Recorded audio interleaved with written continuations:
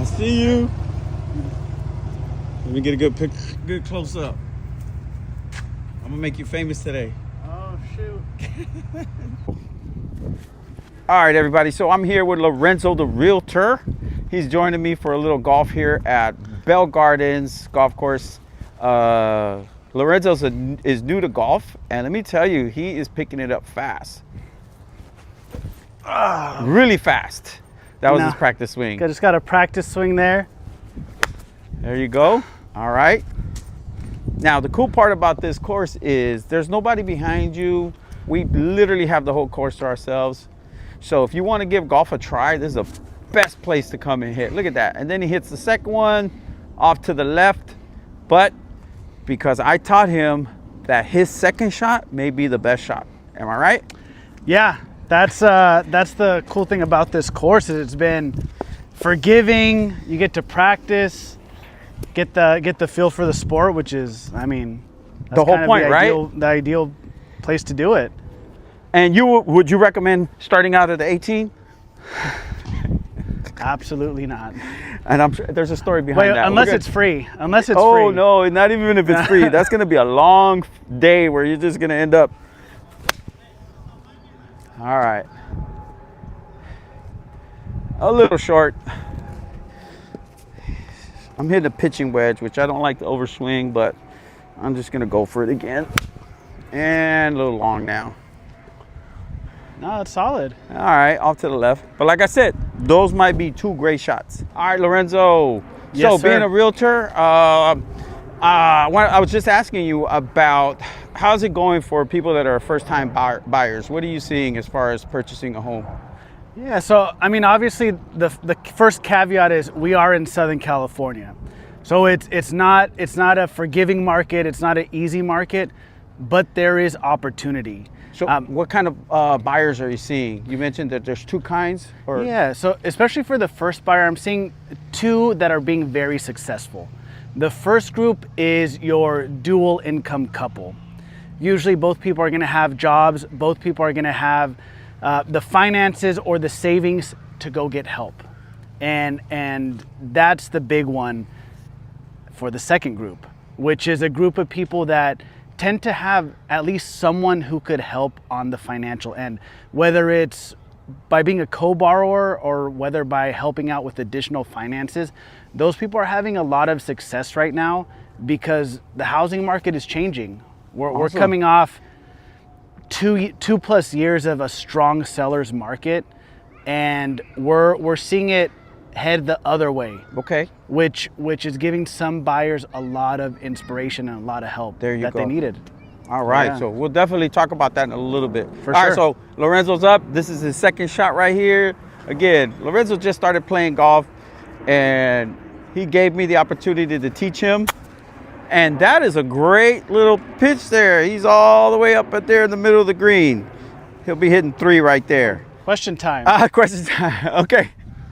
All right, so what's the youngest couple you've sold to that was probably a dream come true, where aside from yourself, because I know you just recently bought we did, but I don't know if we're considered young anymore. No, he's talking about No. 30-year-olds owning a home is young, bro. 30-year-olds. So I had two that really surprised me. So I had one, a good friend of mine that actually moved out from where I'm from, Modesto, out here. Wow. And you know, when they say education pays, he was a student who was good in high school, was good in college, and was just someone who was very driven to complete their degree in engineering as quickly and in the best school as possible. He did that, and at 27 by himself, he had saved $200,000 to get this house. Now that's a special case because that's someone who knew what they wanted. Yeah, disciplined. Very disciplined, very financially savvy. Yeah. Okay. And put finance ahead of fun. Man. And he was able to get his house. Let's not say his name because he's going to be getting all kinds of like. Yeah. So what's his that? He's married now. So. Oh, so, all right. And the other one was going back to someone who leveraged family to help them get something. So by themselves, they were a young couple in their early 20s that were able to just ask mom, dad, and external family member for a little help with the down payment and a little bit of help by being a co-borrower. And in Southern California, you need to ask that question. Yep. It just has to happen. There you go. All right, his second, actually third shot right here. Let's see how he does. Okay. All right. A little bit more better. A little bit more follow through, right? A little more follow through. Finish and you'll be good. What shot is this? Unfortunately, this is my fourth on a par 3, but that's okay. We're practicing. Anything can happen, right? Follow through. And it goes in. All right, so this is my second. All right, so going back to golf, and first of all, I chose the wrong club, but that's okay. Your second shot, you never know, okay? So for these, I teach my players to put your weight on the front, on your left side, right? To promote a downward swing, all right? So that ball can pop out. And I like to treat these like a putt, like a very long putt. So, ooh, go in, ooh. That's what it's all about. All right, Lorenzo, repeat what you just said. Why are these shots, what are these shots? The type you what? So these are the ones that I really like because it just feels like you're building a skill. Interesting. Off the tee is cool, and I love to see how far it can hit. But this is a finesse shot, I would call it, yes, right? Definitely. And I like that feeling. Yes. Let's see how it reminds me of basketball. There you go. And oh my God. All right, Lorenzo, so these are your favorite shots. Why? Because? It's all about the finesse. It's all about the finesse.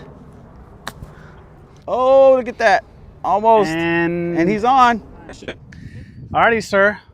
Big question. When did you start golf, and would you have started sooner? My goodness.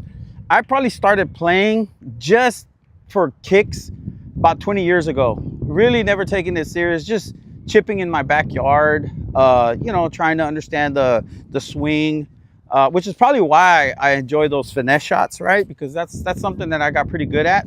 And then I would go to the range. So about 20 years ago, but seriously, about 10 years ago, because I was given this opportunity to be a golf coach. So I figured, oh wait, if I'm gonna be a golf coach, I gotta take this game up a little bit.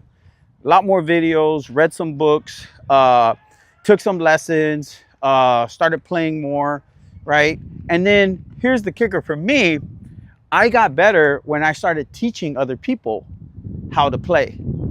And Lorenzo, you are my witness.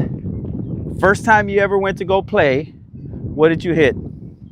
Got my first par. You got your first par. This guy never picked up a club before in his life. Maybe he did. Never did. Legitimately never did. Maybe at the little golf and stuff putt courses, right? But literally, this guy hits a serious par 3. It wasn't no short par 3 like here, huh? It was like 140, 150. It was a good. And I will say your putt was about this long, wasn't it? It was a long putt. It wasn't easy. Yeah, right? I do remember that. So here's my philosophy that I read in a book called The Method, right? And I'll post it so that people that are interested in the method. And the gentleman, forgot his name, what he says is, don't try to make this putt. All you want to do is get it there, all right? Because then you give yourself a nice tap in, right? Because what happens when we try to make it, Lorenzo? You overcomplicate it. You overcompensate, and now you're off the green. So here I have pretty much a nice downhill putt, little slight right to left. So I'm gonna aim to the right of the cup, give myself a chance, right? And just putt away. And sometimes it does that, right, Lorenzo? Woo. Look at that. Could have been, if the pin wasn't leaning, who knows? It's because the wasp was right there. Oh, the wasp. Yeah, there's a wasp on there. No, definitely would have been. That would have been. No, it hit. Who knows? All right. Guess what? 2-putt. I'll tell you about the 2-putt gang in a little bit. Get it to the cup. All right. There you go. Nice little tap in. You can make these. You've made these before, right? Let's say yes. Yes, you have. You've made longer putts. I've seen you. And you, all right. There's a lot of wind. A lot of wind. And that's another thing. You got to have a good sense of humor, right? Oh, man. Oh, wait. 100% you have to. 100%. All right, Lorenzo is setting up his shot right now. Now, Lorenzo actually played, what sport did you play before? Yeah, so growing up, I did baseball up until early high school. And then I played basketball the majority of the time. That was my favorite sport, without a doubt. There you go. Yeah. Which, guess what? One of the key elements of golf is hand-eye coordination. Am I right? So, if you were a good baseball player, if you were a good basketball player, you got to have that hand-eye coordination, which I will say, Lorenzo rarely has missed the ball, right? Because he understands that, hey, I got to get my hands and get the club moving to hit this ball. Yeah, right? and I think there's no direct like translation. Like baseball doesn't directly translate to golf, but there's certain skills, even in basketball, like a finesse layup. Ooh. Is like, maybe that's why I like those types of shots, the in closer. Okay. Because there's just a different type of feel to it. And I'm sure people who are great baseball players are going to say, hey, I want to crush this, but there's a different skill that I need to be able to use my skills to send it off. True, And yeah. It's definitely doable. Right. All right, so here we go. About that in a little bit. And then he does that. Line drives it. Look, onto the green. Get on there. Get on there. That's not a bad shot. I'll take that all day. I'll take it. The inner baseball player came out. Something about golf that I think a lot of players may have some trouble with is the mental aspect. Am I right, Lorenzo? Right? I've played with people, with friends. Oh my goodness, the way they get down on themselves when they miss a shot. And it just adds frustration, hole after hole after hole. And then they start not liking golf, right? So I learned, and I teach this to my golfers, is have a short memory, like most players do. Whenever they're playing a sport, they can't dwell on the mistakes, right? Because you never know, your next shot may be your greatest shot, right? And then 2, great sense of humor. Both of them, look at that, all 3 over there to the right. Okay. This is the ants. This is for my gold jacket. Yeah. Your green jacket. Yeah. Didn't know that. All right, we just had a Happy Gilmore reference right now, right? Lorenzo's playing for his gold jacket. Right here. Right here. Hey! And that was actually, I think he hit a par before I did today. Really? I think so. No. All right, maybe 1. We're tied. We're tying pars. Yeah, I think we're tied.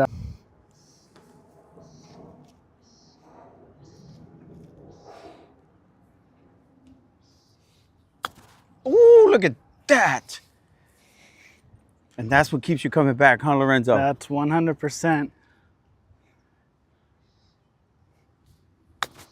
Oh. All right. And then too much sauce. Remember, that's your practice round, and that's another practice shot that you can take. All right, let's see him tap this in for another par. And oh! What's your quote? Welcome to golf. Welcome to golf. Oh. And there's a quick fix for that. All right, there's a quick fix. Could we see you chip that one? Chip this one in? All right, let's see.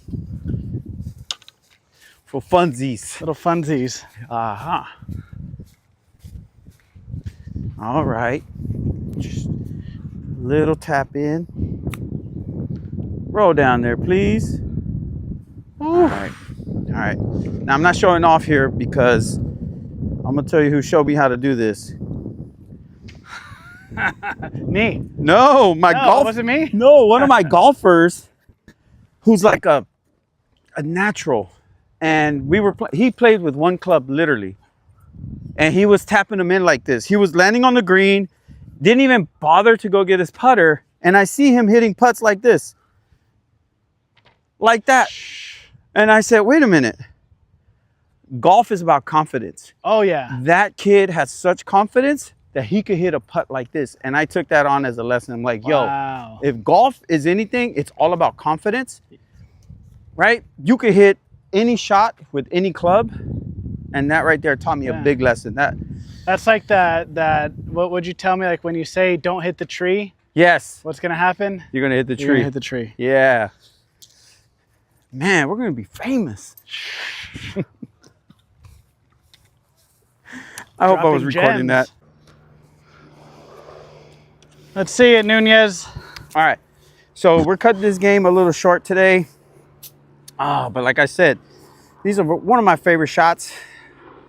It's a little in there, but we'll see what we can get out of it. Just got to follow through and let the magic happen. Look at that.